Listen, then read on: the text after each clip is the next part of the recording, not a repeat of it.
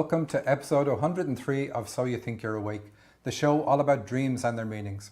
I'm your host, Michael Sheridan. Our show is live each Monday at noon Pacific time on YouTube. Please subscribe to the show on YouTube, and if you enjoy it, tell your friends. Audio only is also available on Apple Podcasts and Google Play. Thank you to everyone who sent me dreams to use on the show. You can send your dreams to the show at dream-analysis.com. And each week it pays off for some lucky viewers. Here's a case in point. Last week I interpreted a dream in which the dreamer was detained by the military. In my analysis, I told the dreamer she needs to stop channeling a group she calls the Third Council of Light and instead realize her path lies in restoring balance to the earth. I also told her she is a member of that council and that her readings, she's a medium by the way, include the wisdom from the group. So in a way she's already channeling them. There was a lot more in the analysis. Go back and listen to it, it's worth it. Anyway, she was kind enough to write in after hearing her dream on the show. She says, "Today's show, oh my God, thank you for your analysis. It is so spot on and very helpful because I have been having mixed feelings about the Third Council sessions. This was the answer and guidance I needed to let it slip off my plate. Phew. Thank you for that." Lady who wants to remain anonymous. Last week I also analysed a dream entitled Windows All Gone and joked that I could lose a listener based on my analysis. Again, the dreamer was kind enough to write in. She says, "Hi Michael, I was tuned into your show this afternoon and it took a while for me to realise you were analysing my dream. No, you did not lose me as a subscriber. I'm not a snowflake. I've come a long way since my first interactions with you and all for the better. I loved your analysis. Get rid of the big brain and go female intuition. Funny, I never thought of myself that way, but yet there it is. And thank you for the end commentary about Jamie. I could relate to what she is saying." Again, the correspondence continues, but you get the gist. Now I'm going to break from my mould for a moment. Being Irish and with how I was raised, I've always held back, never blowing my own trumpet, so to speak. My intention has been to let my analysis speak for itself, and it does for individual dreamers and a select group who followed my long career in this field. But I want to be clear here. There are a lot of books and websites devoted to dream interpretation that are worse than useless. They are written by people who either deliberately mislead or are too ignorant of the topic to even know how wrong they are. I'm not sure which is worse, deliberately misleading or misleading out of ignorance, but the end result is the same. People with an avid interest in the correct interpretation of dreams end up, at one point or another, reading bogus sites or books. And they either give up or persist until they find keys written by people who know what they are talking about. It is my mission to set the record straight. We are 103 episodes in, and this is the first time I've spoken like this. I promised I'd be more punchy on the YouTube show. There's punch number one. A stupid and factually incorrect analysis is not just a waste of time, it can be a matter of life and death. When I came to America in 2011, I joined a dream group incognito. It was research for me. I wanted to know who was influential in the dream sphere in America. I didn't intend to interpret any dreams in the group, but when one participant recounted his dreams of snakes in the supermarket, followed by another dream of blood in his kitchen fridge, I broke my silence. I told him the dream was a warning of stomach cancer and that if it was my dream, I'd go straight to the doctor. He shared that he had had severe abdominal pains that were causing him to miss work. I was tactful and he was heeding the message until the next person in the group shared that he thought the dream meant he should contact his sister. What the? An interpretation straight from his mind. I was going to say mind. What did you think? Dreams are not sent to make you feel good. They are precision guidance and healing. Ignore them at your peril, but you are better off ignoring your dreams completely than reading rubbish written by someone who doesn't have a clue about what they are talking about. I'll get off my soapbox now, but realize this. People pay me $500 per month to unlock the information in their dreams. Each week you have the chance to win a prize equivalent to that and have me analyze your dream on the show. You'd be crazy to not keep entering. Some people realize the value in having their dreams interpreted. I ask for dreams every week, and each week, lucky listeners get their dreams interpreted correctly. Okay, so now we're going to have a look at a symbol. This symbol was inspired by a listener's dream. She emailed me the dream in which the symbol appeared, along with my interpretation of the symbol as used in her dream. Well, that is some kind of special trick. How did I give her the interpretation before she had even emailed me her dream? Well, she used the ether instead of the Ethernet. Apparently, I appeared in her dreams and told her that the bread in her previous dream meant death. Yes, you heard that correctly. I was in her dream. Or more accurately, I was the man of her dreams. And as the man of her dreams, I played my usual role of Chippendale. What? It could happen, it's a dream. Okay then, my usual role of dream interpreter. All kidding aside, there are two things of significance about this. The first is that for this dreamer, I interpret a dream within a dream. You'd be surprised how often I hear this. However, you may be more surprised to learn that in these cases, my astral interpretations have always been spot on. I told her that bread means death in the dream. She wasn't happy with that analysis, but I was. Don't worry, she's not going to die until, it's 12:10 now, so she's not going to die until probably another 70 years. The death in her dream means something else, and we'll get to that later. For now, let's have a look at her symbol and the three meanings for it in dreams. Bread. It can signify bread itself. If it is white bread, the dream is likely asking you to cut it out of your diet or to cut down on it.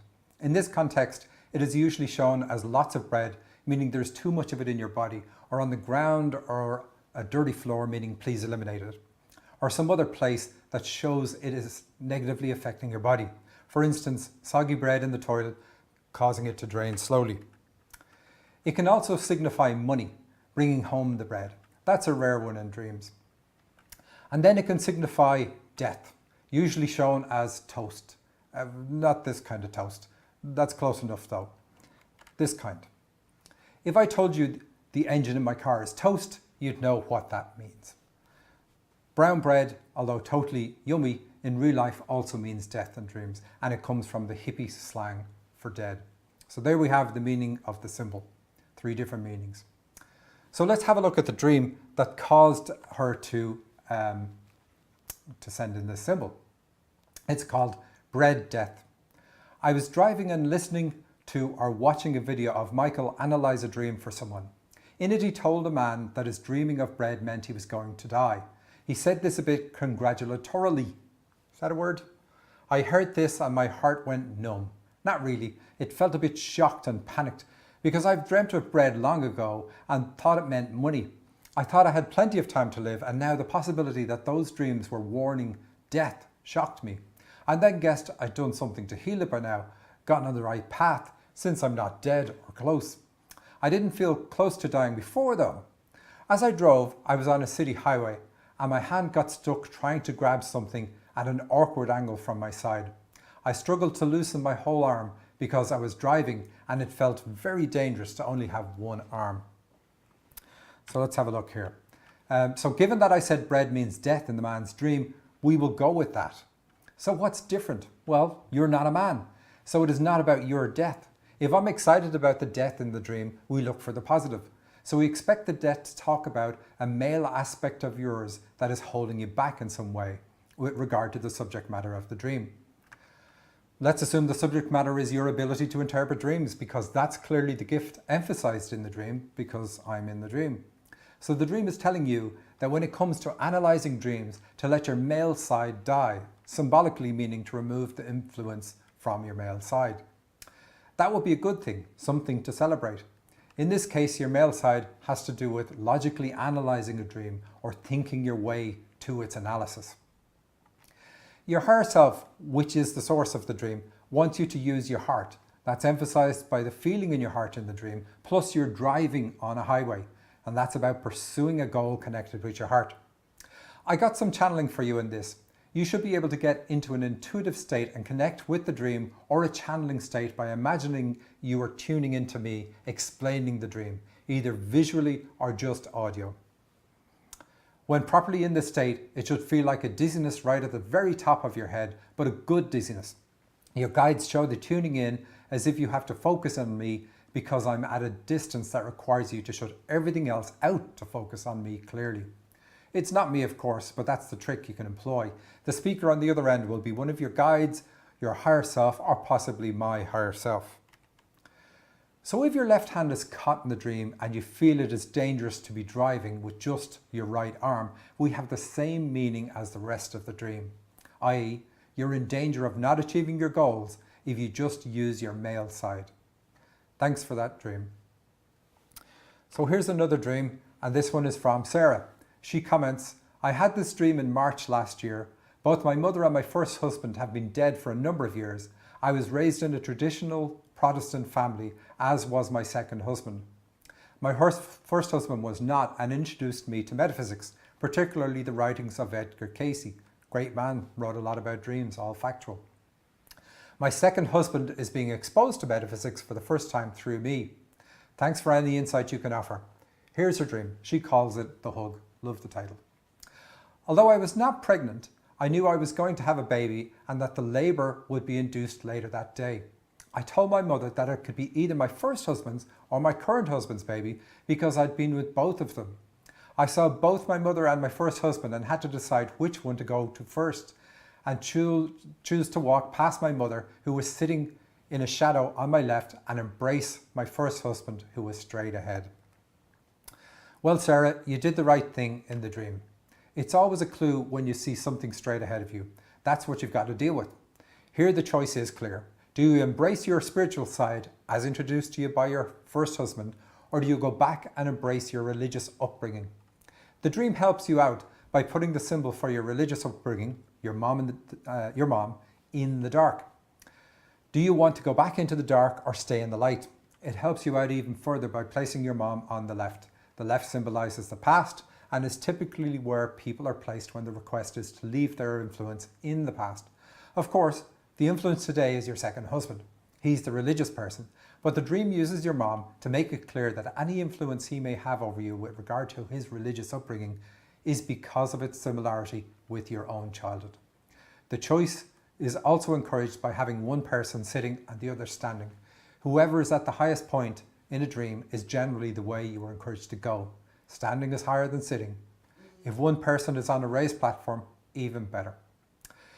This dream is a perfect example of how growth works. You're raised into one set of beliefs. I say raised into because you never had these beliefs before they were introduced to you as a child. You then move on from those beliefs through the strong influence of somebody you love.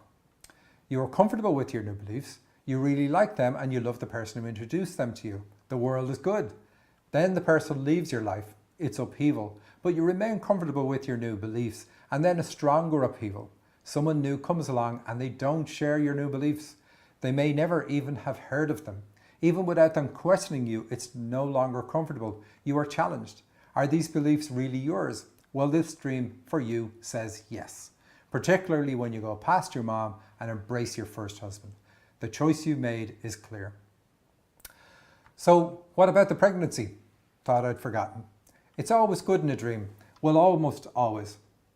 Significantly, here you say you didn't even know you were pregnant. What? So this means that at the time of the dream, you didn't even realize that your choice was significant for your personal growth. Maybe you did, but just not how significant. In effect, in the dream, you were saying, I've been influenced in two different ways. I will grow from this. It could be either husband's baby means that it actually took both influences for you to grow. If your second husband didn't share your traditional Protestant upbringing, you wouldn't have had to face your past again, therefore no opportunity for growth. Being induced that this is going to be sprung on you. You don't get a gentle walk in the park here. You will have to choose what to embrace. The growth is still worth the pain. The new aspect of you, the new you, is worth it. And it happens because you overcome a rigid set of beliefs introduced to you in childhood in order to introduce someone else to spirituality. Thanks for the dream, Sarah.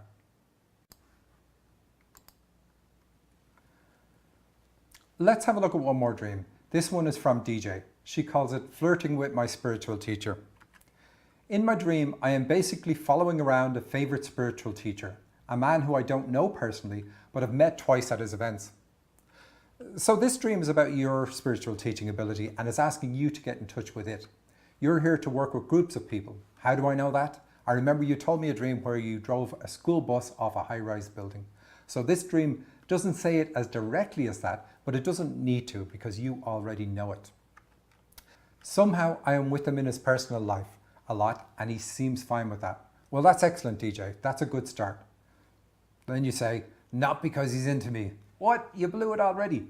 Let's continue on and see how much more you can ruin this dream. You continue, but because he likes that I seem to be getting helpful stuff from him and he enjoys helping people. Okay, we'll take that. Of course, it is about you enjoying helping people. You know that. Every now and then, though, I test the boundaries of our new friendship to see if it could become more. Oh yes, go on, DJ. For example, I stand a little too close to him so that he'll get the message. That's it. Get closer to your spiritual gift, your spiritual teaching gift, and that's what that means. Then I feel a bit embarrassed that I did that, and I've attempted to create something that either isn't there or is too early to try. By the end of the dream, I had tried several times to start something romantic, and each time was politely kept at bay, yet without ending the friendship. When I woke up, I was surprised at the neediness I felt and expressed in my dream, and I still remember the shame with it. But I also felt just slightly emboldened that I was able to be close to him so often now. I know I sound like a stalker. I promise this is just a dream. What? Did you really say just a dream? Just a dream. I'll ignore that slight, but be warned, DJ. Okay, DJ's comments are, this dream may be a direct expression of the fact that occasionally I do wonder if I am attracted to this teacher in a romantic way, but it doesn't really feel that way. And I don't think this is a crush I'm trying to hide from myself. So I wonder if this is about my thoughts around him or actually about what he represents as a spiritual teacher or something else entirely. On a side note, I have sort of attempted, you could say, flirted with, and then she puts in brackets, yes, I just got that, extending my spiritual gifts to other people outside of friends.